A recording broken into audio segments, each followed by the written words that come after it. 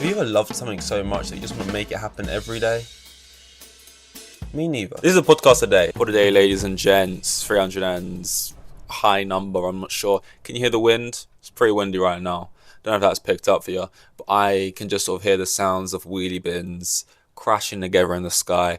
I'm from a place, don't know what happened with my voice there, where, you don't get extreme weather. You get normal weather, and whenever it's like a little bit like sleet, you know, you know, not even real shit, sleet or what is that what it's called, sleet, when it's like a mixture of rain and rain and snow, right? Premature snow. You get that coming out, and we go crazy for it. We get like that grit on the street, the sand, salt stuff to stop it coming through. People are complaining, how can we get to work? And look, I'm the same. If any excuse you can to try and not go to work, or to not go to this place or this and that, train lines, they all stop and that, because it's not because you never have extreme weather. The place obviously isn't set up for when it even gets a little bit out of the ordinary.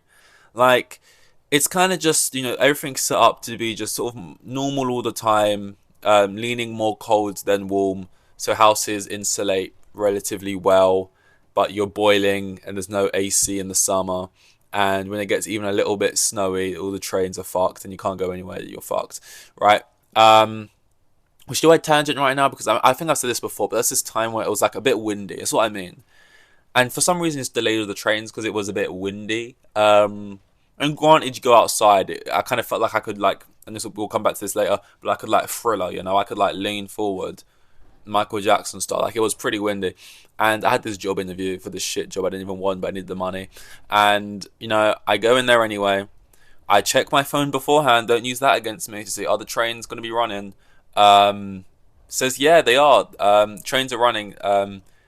They're a bit delayed. So it's already given me the changed time. It's saying they're meant to be here at 2. They'll be here at 2:15 instead. Anyway, I get to the train station. Not only are the trains delayed, but there is no time frame on when they're delayed. It's kind of just wait. They might be here in 5 minutes. They might be here in 30 minutes. You don't know. Like, all the screens didn't give a time. So I'm like, okay, I've given myself enough time to get in outside of the time it will take to get to this interview. They're not coming. On the email, it's like, if you've got a valid reason, call up why you're going to be late. That's fine. I call up to the number they provide. No answer. Not even, it didn't even ring out. Or maybe it rang for like once and then they immediately press, on the hang up thing, right?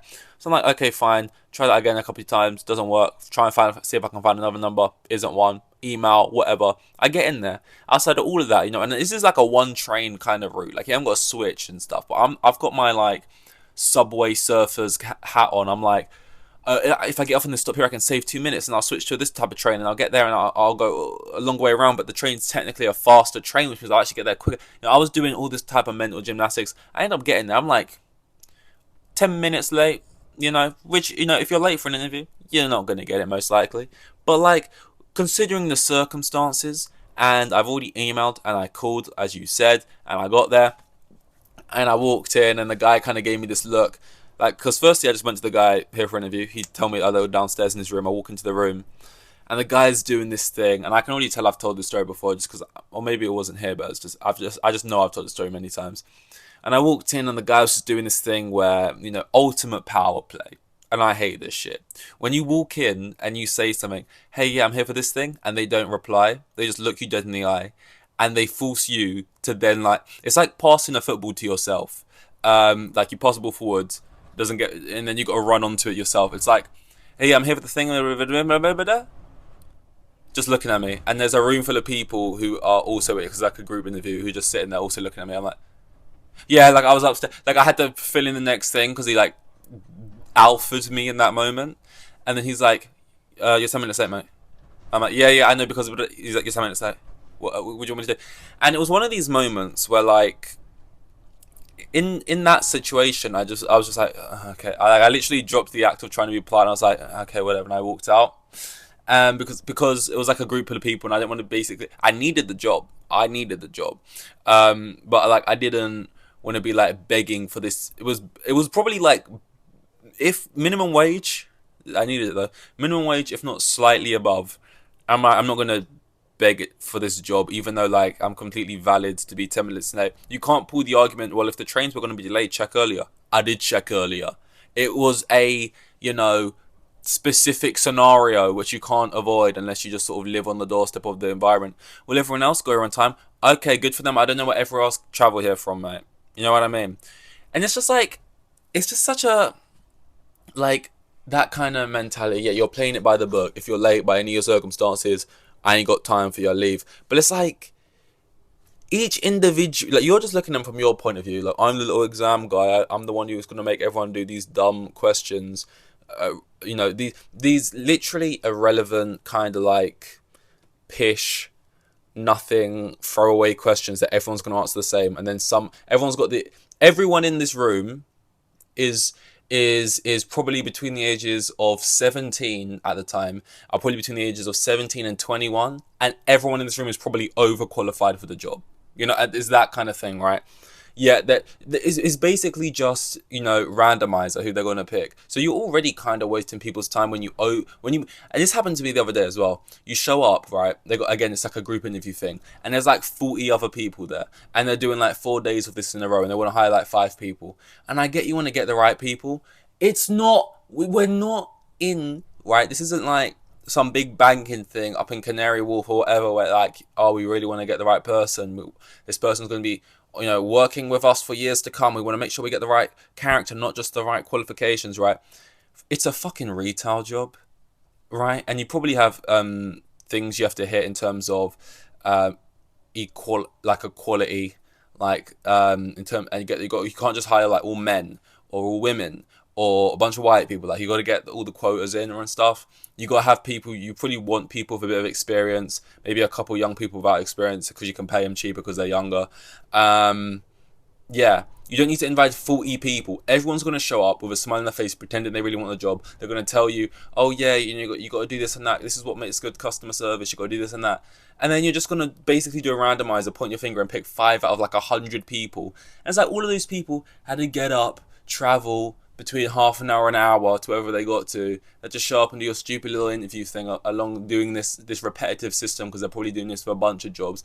And it's like, they don't see it from that point of view. It's like, you're gonna send me home immediately when I've just jumped through a bunch of hoops to be here, and it was a whole thing that I've just divulged into now. I was meant to be talking about something completely different, and if like anyone clicks on for what, this is the thing about these, it's like, I'll title it something and sometimes I won't even get to it until like 3/4 of the way in, and it's like, people long have gone since then. Like, it's probably awful for view retention or whatever, but like on a good day, one of these will get like 40 views, and every other day is 0, so I don't really give a fuck actually. But yeah, what I got down here is there anything else I wanted to go down that tangent for, or is that it? I'll leave it there, I reckon. Michael Jackson, you may know him, you may not. He may have touched you with his music, or literally, I don't know. Don't get mad by that. That's just, that's all just tongue in cheek. I don't know if the man is a nonce. This isn't about that. Michael Jackson, he's got his film, a little like biopic thing coming out, and he's being played by Jafar Jackson. Crazy name. Sounds like he's gonna betray me and chuck me off a cliff. Is that even Jafar? Wait, no, that's Scar. Jafar is like the genie in a bottle. You rub him the right way, I think. I don't know. Crazy name. But I mean, to be fair, his actual, well, I say in quotes, his actual children are called like Blanket, and well, that's not his birth name, I don't think.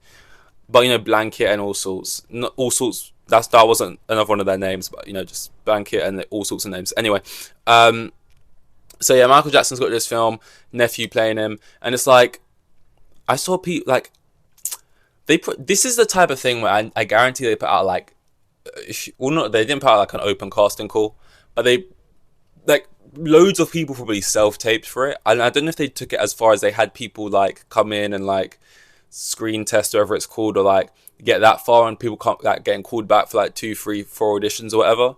Like, you at most you'd want to hope it was just like people self-taping and that.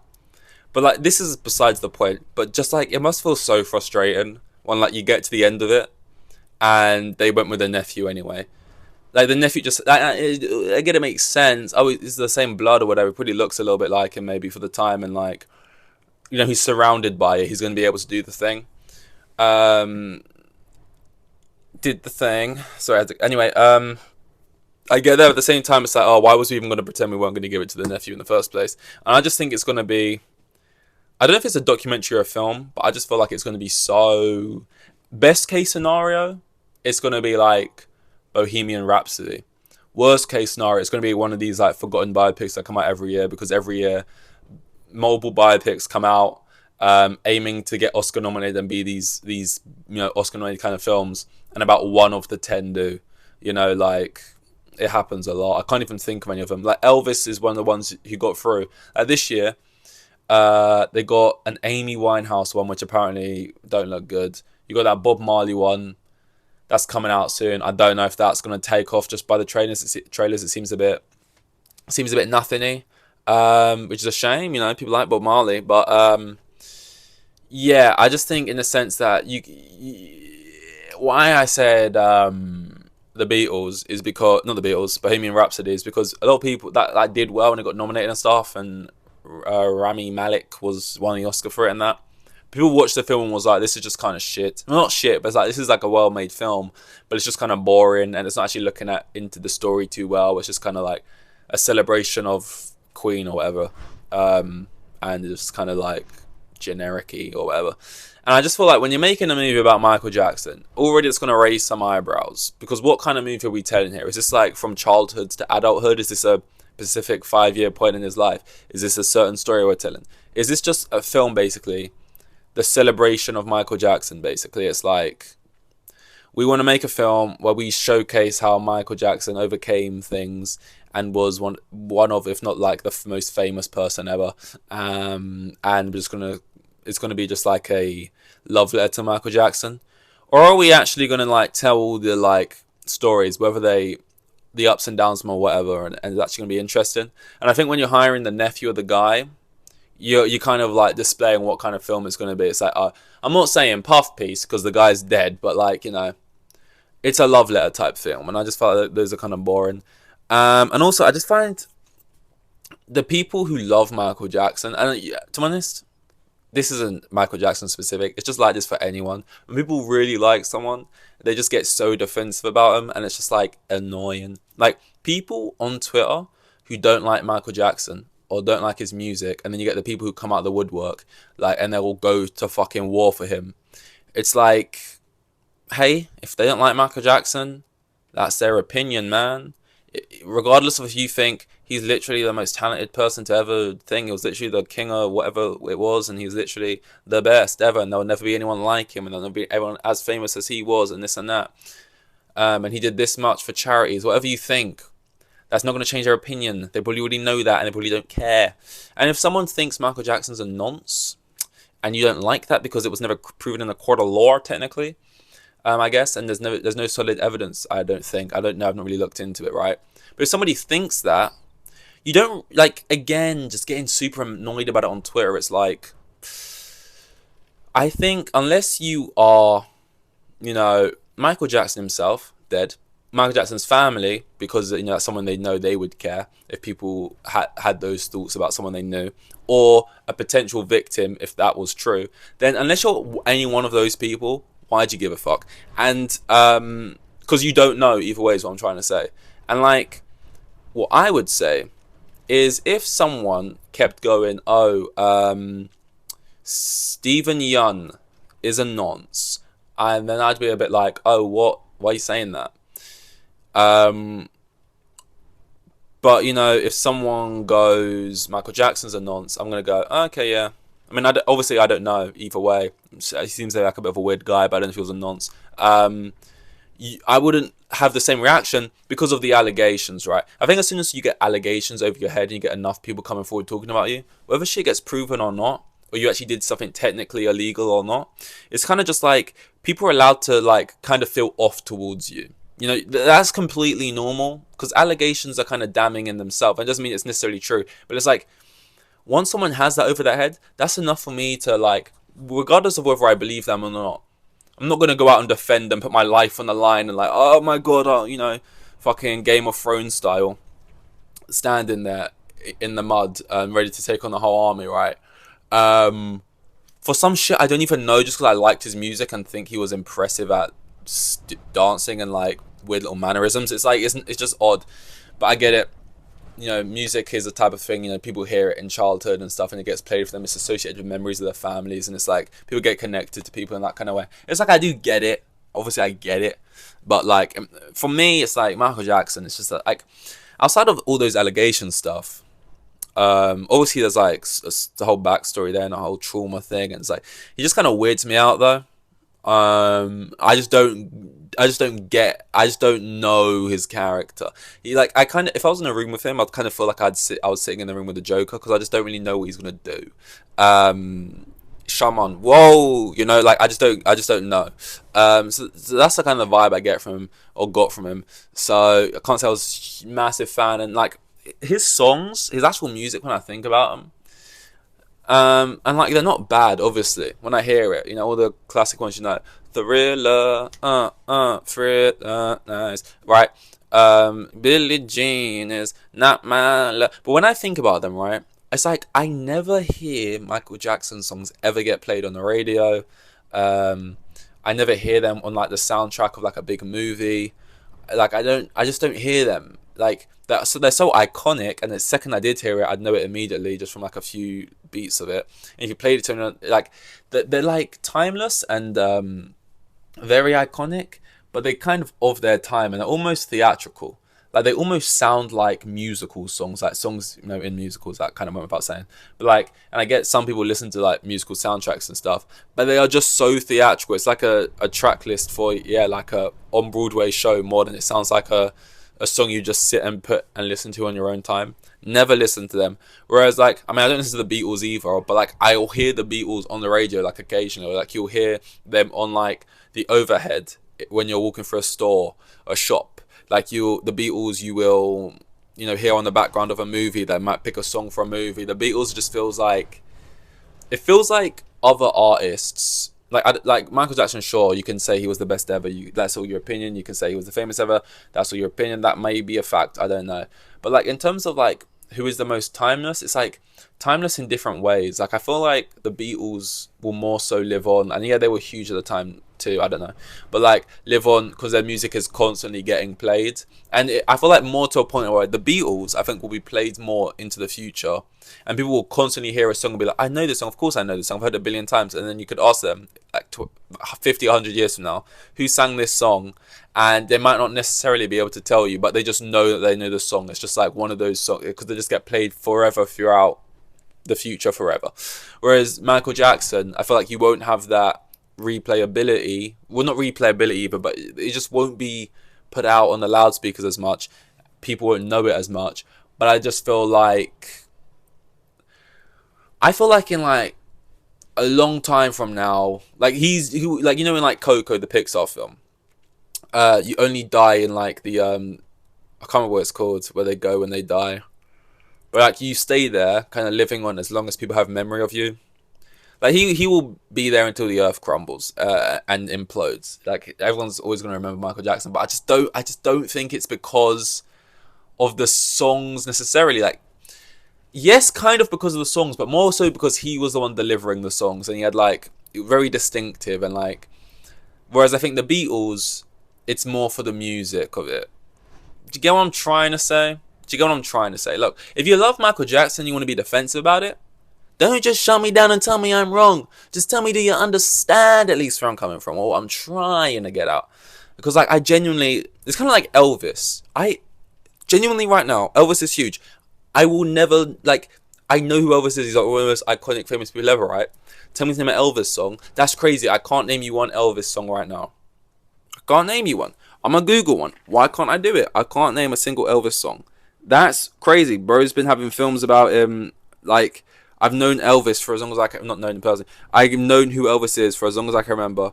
Again, similar to Michael Jackson, the iconic, the voice. He's kind of got that, the mannerisms, the this and that period of time. It's incredibly famous.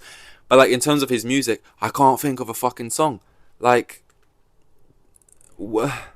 can't help falling in love. You're the devil in disguise. Suspicious minds. Wait, is that? That's the only one I've read, and I felt like I could. Let me hear it real quick. That's the only one I just read on paper and thought, do I know that? But I don't want to sing a song out loud if it's not the right one. Also, back in the day, were they doing covers and shit? Like, are these all Elvis originals? Um,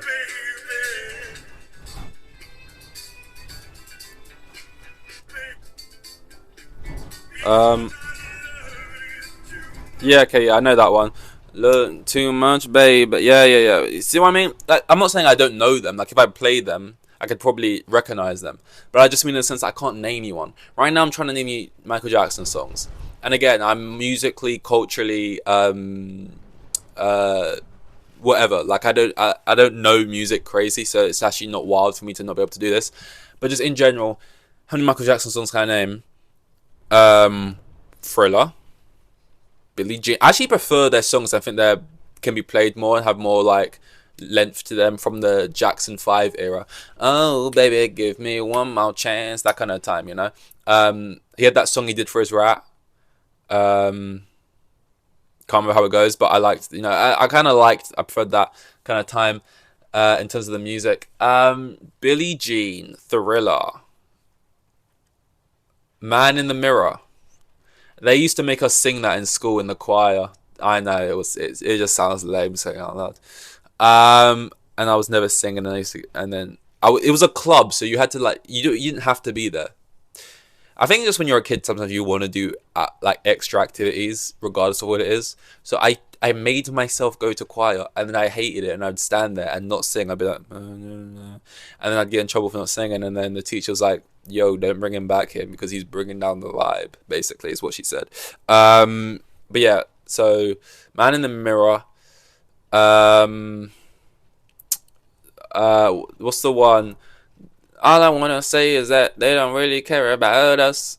I don't think I can do anymore. So that's 4. I must know more if I just Google Michael Jackson songs. Billie Jean, I Beat It. Yeah. Bad. Who's Bad? I could hear that song being played in some films, maybe. But here's the thing, PYT. Yeah, it's crazy. People who loved Michael Jackson, right? Was he like Adele? Like Adele's pretty famous, nowhere near, right? But she's pretty famous, right?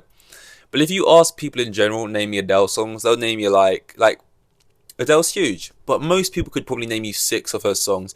Was Michael Jackson like every single? I genuinely don't know. Was it like every single song on each album was a banger, or was it like the ones that were bangers flew, but like there was a bunch of skippables on the album? Like I don't know.